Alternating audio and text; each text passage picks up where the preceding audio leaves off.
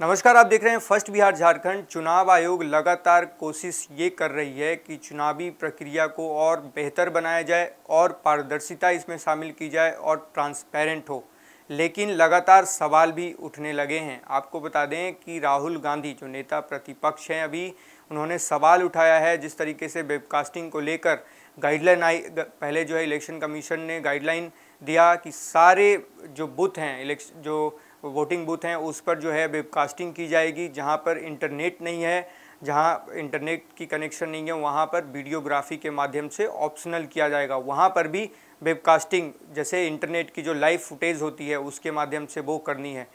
तो ये बहुत बड़ा जो है गाइडलाइन माना जा रहा था चुनावी जो है चुनाव को देखते हुए, चुनावी सीजन के लिए, क्योंकि विधानसभा के चुनाव हैं बिहार में और ये विधानसभा के चुनाव में ही ये एक्सपेरिमेंट जो है शुरू होने वाला था बिहार के विधानसभा में। तो आपको बता दें कि जिस तरीके से राहुल गांधी ने हमला करते हुए चुनाव आयोग को कटघरे में खड़ा कर दिया है और उन्होंने बोला कि ये मैच फिक्स है, और उन्होंने ये आरोप भी लगाया था 2024 के विधानसभा के जो चुनाव हुए थे महाराष्ट्र में, वहाँ पर उन्होंने ये आरोप लगाया था कि ये सब मैच फिक्स था।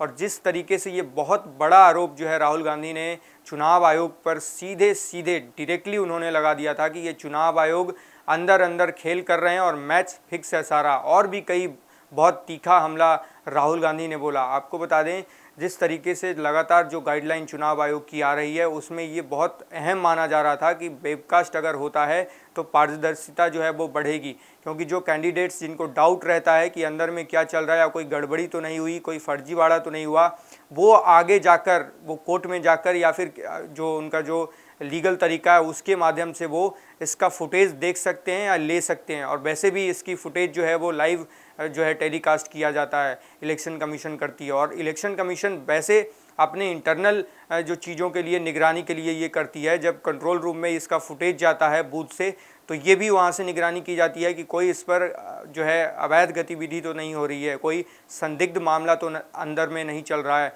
तो ये बहुत बड़ा जो है ट्रांसपेरेंसी की अगर हम नज़र से देखें तो ये बहुत अहम माना जा रहा था। लेकिन अब सवाल उठा है और नष्ट करने की, जिस तरीके से अभी जो गाइडलाइन लेटेस्ट आया है कि अगर 45 दिन के अंदर अगर कोई कोर्ट में नहीं जाता है, अपने फुटेज को मांगने के लिए याचिका नहीं लगाता है, तो आप नष्ट कर दें। गाइडलाइन दी गई है इलेक्शन कमीशन के तरफ से अपने अधिकारियों को कि 45 दिन के अंदर अगर कोई नहीं इसकी डिमांड की जाती है फुटेज की, तो 45 दिन के अंदर जो लाइव टेलीकास्ट के जो फुटेज पड़े हुए हैं अपने डाटा सेंटर में उसको नष्ट कर दिया जाए, उसको डिलीट कर दिया जाए। इस पर राहुल गांधी ने हमला बोला है और उन्होंने ज़बरदस्त हमला करते हुए महाराष्ट्र चुनाव की पहले याद दिलाई, उसके बाद अब कह रहे हैं कि बिहार में भी ये इसी तरीके की फिक्सिंग करने वाले हैं। हालांकि चुनाव जो आयोग है इलेक्शन कमीशन, उनका ये कहना है कि ये जो ट्रांसपेरेंसी के मामले से ये बहुत अहम है, लेकिन हम इसको इसलिए रोक रहे हैं क्योंकि एआई के माध्यम से इसकी जो है नैरेटिव फैलाना और गलत तरीके से अफवाह फैलाने में विपक्षी पार्टियां इसको जो है हथकंडा बना सकती है। लेकिन उन्होंने ये भी कहा कि ये लोकतांत्रिक तरीके से हो सकता है कि सही है, क्योंकि ट्रांसपेरेंसी के लिए ज़रूरी है कि क्या चल रहा है अंदर में गतिविधि चुनाव के बूथ पर, या भी जो चुनावी जो प्रक्रिया हैं उसको लेकर जनता का ये राइट है कि जानना।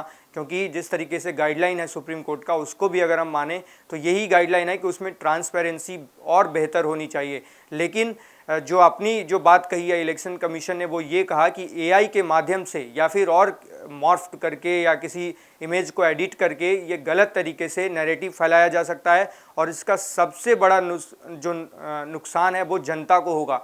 क्योंकि अगर वोट प्रोफाइलिंग में इनको बेहद आसानी हो जाएगी कि कौन वोट करने जा रहा है, कौन किसने किसको वोट दिया, ये पता अगर चल गया तो प्रलोभन और धमकी भी दी जा सकती है जो वोटर्स हैं कैंडिडेट के तरफ से। क्योंकि अगर जो वीवी पैट होता है और अंदर की जो सारी जो डिटेलिंग होती है बूथ की, अगर कैमरे के माध्यम से और लाइव टेलीकास्टिंग के माध्यम से अगर ये दिख जाता है कैंडिडेट को या किसी जो लोकल जो लीडर्स हैं, तो उनको पता चल जाएगा और लिहाजा उनको प्रोफाइलिंग करने में बेहद आसानी हो जाएगी।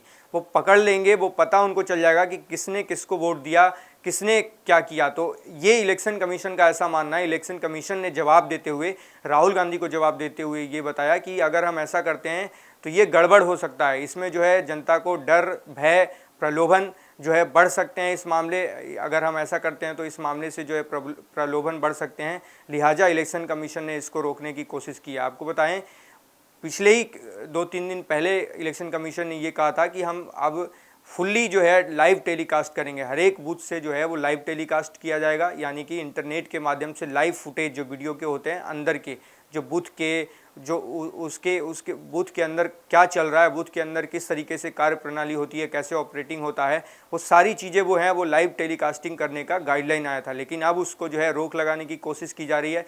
आपको हम पूरी खबर जो है वो डिटेल बता रहे हैं कि राहुल गांधी ने जो आरोप लगाया है इलेक्शन कमीशन पर कि इन्होंने नियम को बदला और जिस तरीके से मैच फिक्सिंग कर रहे हैं, उस पर इलेक्शन कमीशन की जो सिफारिश पर कानून मंत्रालय ने the conduct of election rule 1961 के नियम 93(2)(1) में बदलाव किया था। नियम 93 ये कहता है कि चुनाव से जुड़े सभी दस्तावेज पब्लिकली उपलब्ध रहेंगे। इसे बदलकर चुनाव से जुड़े सभी दस्तावेज जो है नियमानुसार पब्लिकली उपलब्ध रहेंगे। तो अब जो है पहले ये था कि the conduct of election rule में कि चुनाव से जुड़े सभी दस्तावेज पब्लिकली उपलब्ध रहेंगे, लेकिन अब ये जो है नियमानुसार कर दिया गया इसमें, यानी कि पब्लिकली उपलब्ध रहेंगे, लेकिन इसमें कुछ टर्म्स एंड कंडीशन है। नियम में बदलाव के खिलाफ सुप्रीम कोर्ट में कांग्रेस ने याचिका भी लगाई थी, लेकिन ये जो याचिका है वो लंबित है अभी।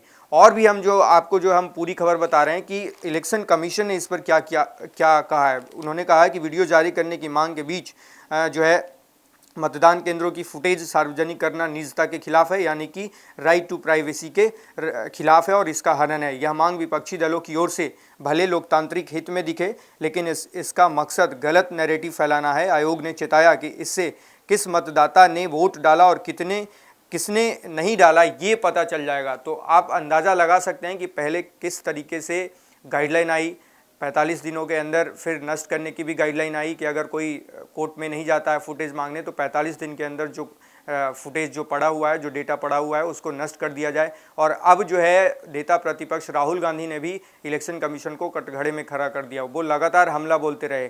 2024 के जो विधानसभा चुनाव हुए महाराष्ट्र के, उस पर भी उन्होंने धांधली के आरोप लगाए और अब ये आरोप लगा रहे हैं कि ये सब कुछ फिक्स है, ये मैच फिक्सिंग कर रहे हैं और अब नियम बदलकर जो है नए जो कानून है, नए कानून के माध्यम से वो बदलकर सब कुछ मैच फिक्स कर रहे हैं और डाटा नष्ट करने की तैयारी में हैं। आप लगातार हमारे साथ बने रहिए और देखते रहिए first Bihar Jharkhand. Panorama group, जो सोचता है वो करता है, आपके अपने सपनों का आशियाना। ये लो, मुंह मीठा करो। आज मैंने अपना जॉब छोड़ दिया, अब हम पूर्णिया वापस जाएंगे। जॉब छोड़ दिया है? मतलब ये घर कैसे चलेगा? हम करेंगे क्या? और माँ बाबूजी क्या बोलेंगे? इसलिए मैं एक और मिठाई का डब्बा लाया। अपने बिजनेस के लिए लोन अप्रूव हो गया। अरे लोन अप्रूव हो गया वो तो ठीक है, लेकिन पूर्णिया में हम रहेंगे कहाँ? अपना घर भी तो नहीं है वहाँ। इसलिए तो एक और मिठाई का डब्बा अलग से लाया हूँ। हमने पूर्णिया में घर ले लिया है, पूर्णिया के ई होम्स पैनोरमा में।